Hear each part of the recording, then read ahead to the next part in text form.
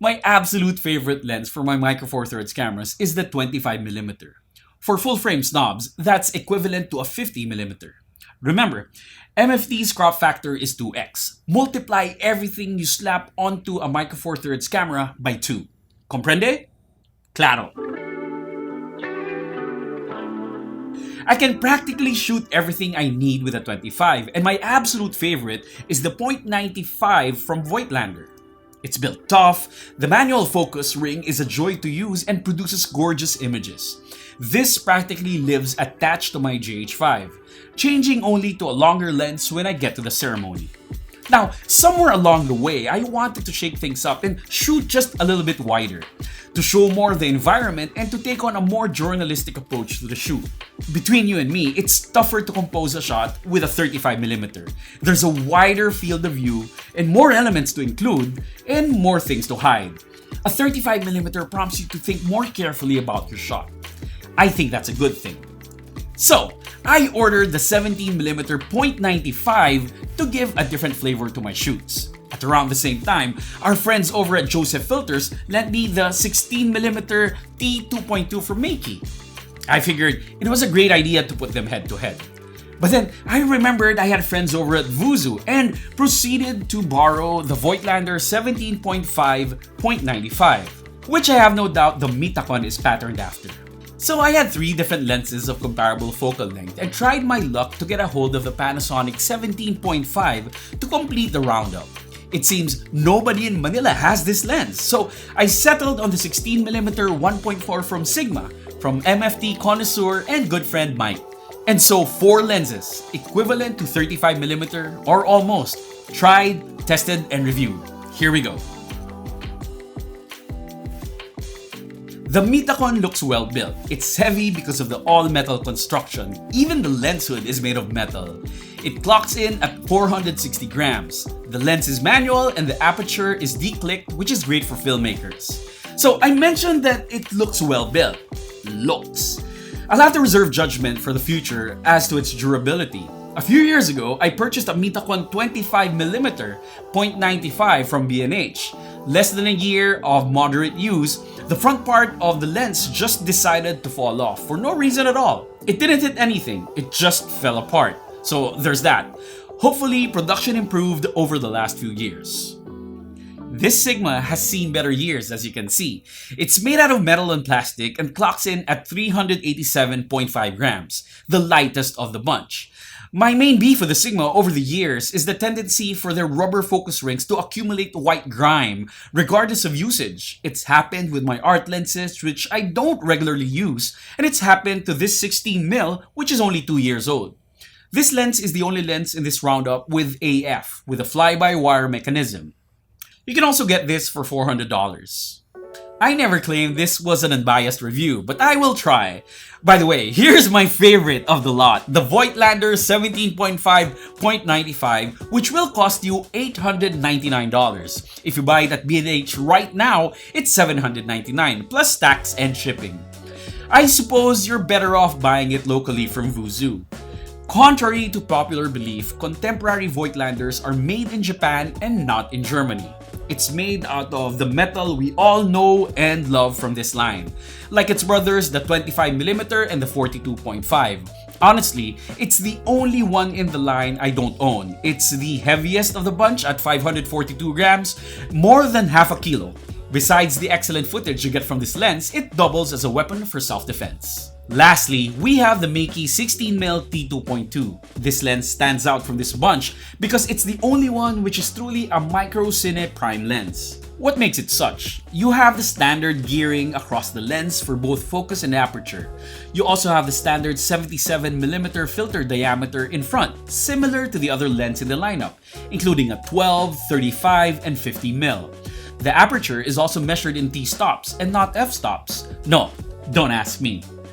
The Meike is all metal and declicked. It's the slowest of the lenses at 2.2. Quick side note, these contain the same glass as the Vedras, an independent lens manufacturer who made affordable small primes from years back. I had a set for my FS5 years ago, but I sold it along with the camera. Once again, this lens costs around $400, so apart from the Voigtlander, we have a pretty even playing field as far as price goes. I don't have a focus chart, but I did set up some objects to test sharpness at the center and at the edges of the image.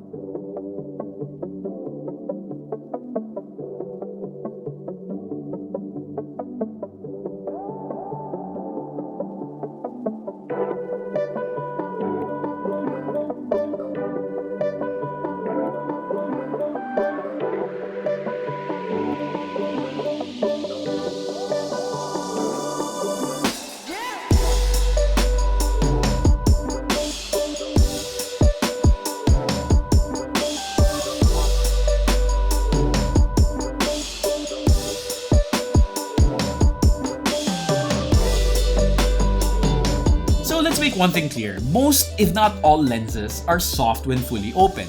You have to stop down to obtain a sharper image. 0.95 lenses are especially notoriously soft when wide open. I sometimes feel those couple of extra stops are there as proof of concept that, just to say, hey, we have a 0.95 lens. I actually only go full open in extreme low light outdoors or for party shots during wedding receptions. Other than that, I'm stopped down to at least a 1.4 or a 1.2 sometimes. Softness when fully open is just the result of physics of the glass. At this price point, as expected, fully open, the image is generally soft across all lenses. However, the Sigma, even at 1.4, has the most terrible edge sharpness. Stopping down to 1.4, 2.8, and f4 sharpens the image across the board dramatically. For this test, I found the Meike the sharpest at the least top-down setting. Fringing and chromatic aberration usually appears in backlit subjects. Once again, the more that you stop down, the more the fringing disappears.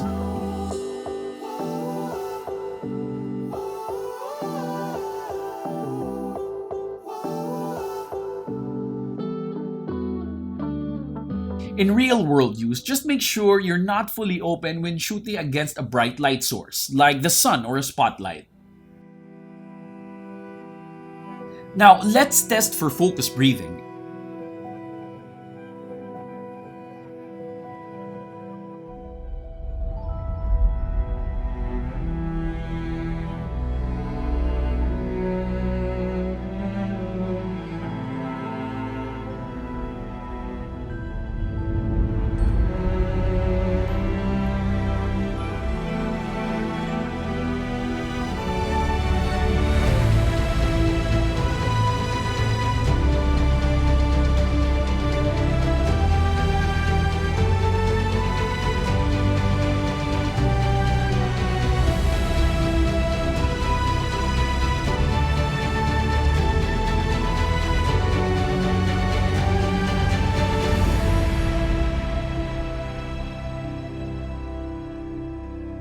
As expected, the Meike, being a cine lens, performed exceptionally on this test.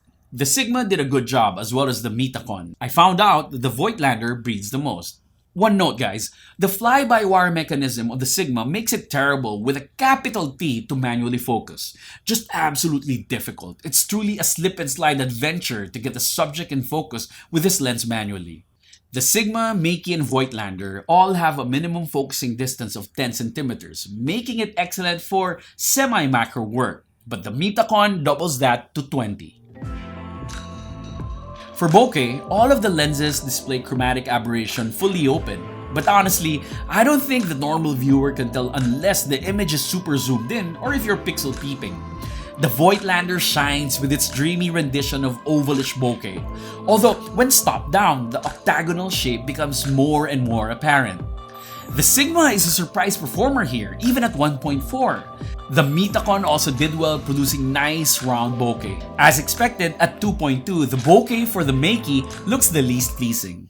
One very important thing that I almost forgot I'd like to add is that the Mitakon flares like crazy, like super duper crazy. Right now, I just have a small LED light to my right and we have all this flaring in the image. For people who like clean and pristine glass, that may be a deal breaker. But I know of a ton of people who find flares aesthetically pleasing and use them in a creative manner. I kinda think the circular flare has become a trademark for Mitakon. So, consider yourself reminded.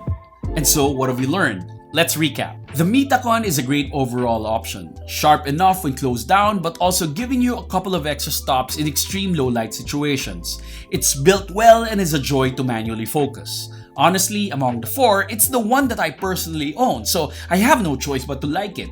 I do hope that it lasts a longer time than my 25mm. The Voigtlander outperforms the Mitakon in the tests marginally for sharpness. However, it has the most focused breathing. It is double the price, so it's up to you if sharpness is worth that or not. It also wins the all-important dreamy Bokeh challenge for me. In addition, being the owner of other MFT lenses from Voigtlander, if taken care of properly, I know by experience that you can pass this on to your children with its exceptional build quality. The Sigma is my least favorite of the four, but it does shine in some aspects like bokeh rendition and minimum focusing distance. I wouldn't recommend this at all if you do a lot of manual focusing. The focus ring is just too sensitive and slippery. However, AF performance is better than I expected. I use mostly manual focus on my GH5, so it was refreshing to see a lens with AF that can keep up. It's not perfect, but definitely usable. And as a reminder, remember it is the softest lens when fully open. At T2.2, the Meike is at a clear disadvantage, especially against the Mitakon and Voigt low-light beasts. But if having a standard 77mm filter diameter and gears are something that you're looking for, this should be your pick. Overall, the edge-to-edge sharpness of this lens is outstanding. Just don't expect much separation of subject from background. Along with the Sigma, this is also the widest of the group at an equivalent 32mm. So that's it. I spent quite the time testing the lenses and putting this together. I actually used a real notebook made of paper to take down notes, so I hope you enjoyed that. Let me know if you'd like to see more of these kinds of videos in the channel. I included links down below for people who prefer to purchase here in the Philippines and as well as global links for people who live elsewhere. You also gotta let me know in the comment section what you think. If you found this video helpful and informative, please like it. That will help in bringing this video to more people and viewers. And if you're so inclined, you can also subscribe to this channel. Thanks for watching and I'll see you in the next video. So now we're gonna feature some questions from people through social media. This one is coming from the Lumix user group of the Philippines, from Michael with a T. How often do you use the .95 opening? Is it advisable to get the Voigt for that opening? I'm gonna say right off the bat, I don't use .95 too often because it's too soft. I stop down to 1.2 or regularly 1.4. Now, I use the .95 opening in extreme low light conditions. When I'm outside and there's just the moonlight for illumination, I also use it during dancing where I don't want to set up another light and bother people while they're having a party in the dance floor. Mark Anthony asks, which lens has the least fringing? Fully open at 2.2, the Meike has the least fringing and chromatic aberration. What aperture of each lens are the sharpest? I would say f4 across the board, except for the Sigma where you need to stop down around 5.6 for better edge-to-edge sharpness. And we also have a couple of people coming in from Instagram. Jem asks, is it possible to produce good photos with inappropriate lenses? I'm gonna tell you, there are no inappropriate lenses, only inappropriate photographers and inappropriate videographers. And lastly, Mo is asking for additional footage samples coming in from the 17mm .95 Mitakon. Here you go.